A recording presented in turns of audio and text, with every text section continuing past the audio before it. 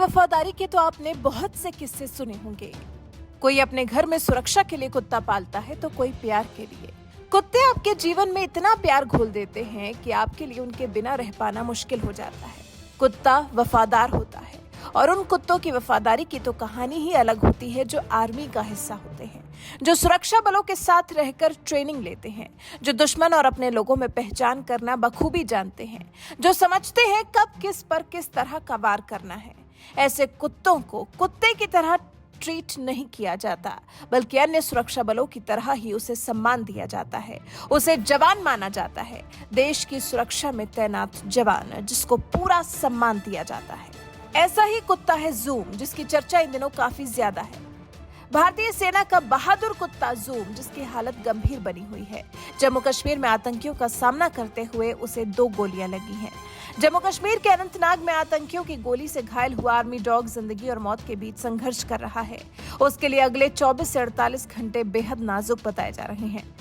उसे श्रीनगर में army veterinary अस्पताल में मेडिकल टीम के क्लोज ऑब्जर्वेशन में रखा गया है। सोमवार को जम्मू कश्मीर के अनंतनाग जिले में सुरक्षा कर्मियों और आतंकियों के बीच में जबरदस्त मुठभेड़ हुई, जिसमें ज़ूम नाम का जर्मन शेफर्ड ब्रीड का जवान घायल हो गया।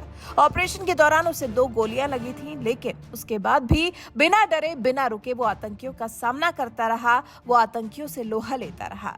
ज़ूम की बहादुरी को सेना भी सलाम कर रही है। श्रीनगर के वेटरिनरी अस्पताल में ज़ूम का लगातार इलाज चल रहा है। उसके ठीक होने के लिए दुआएं की जा रही हैं। उसे पैर और मुंह में गोली लगी है। ज़ूम के पैर में फ्रैक्चर भी है और उस पर प्लास्टर भी लगाया जा चुका है। उसके चेहरे पर लगी गोली को निकालकर टांके लगा दिए गए हैं।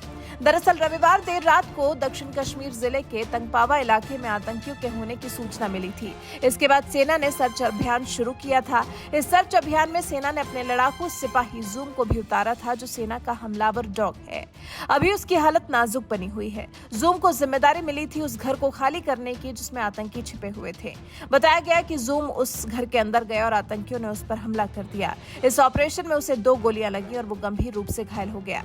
सेना के प्रवक्ता ने बताया उसे उस घर में भेजा गया था जहां आतंकी ऑटोमेटिक हथियार से नागरिकों को निशाना बनाने जा रहे थे।